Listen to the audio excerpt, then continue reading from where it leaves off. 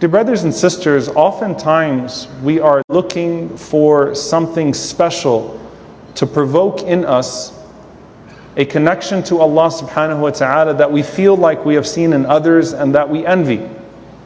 And so you'll have people that ask for this very special equation. You know, Shaykh, what's one dua I can make so that I can quit this sin?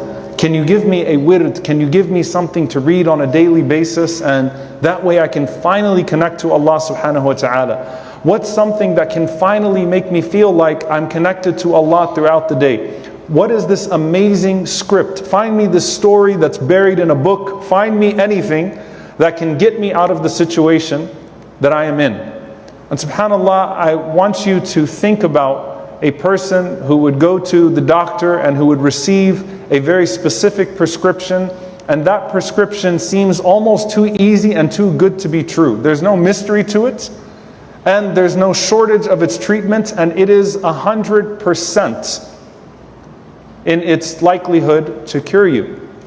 And I want you to think about the thing that you do on a daily basis, but maybe don't appreciate so much. As-salah. 5 daily prayers, the most beloved of deeds to Allah subhanahu wa ta'ala. And you know, maybe you don't appreciate it if you've been doing it your entire life, or especially if you've been doing it your entire life. But someone looks at you from the outside and says, you really have to pray 5 times a day no matter what, and pull away and find this corner. And to that person that's walking in the airport and that sees you next to a gate, or that person at school that sees you on time praying and in the corner doing your ruku' and your sujood, you look like a monk to that person. But to you, this is just another thing you got to get done throughout the day. And I want you to think about how special these 5 prayers are for a moment.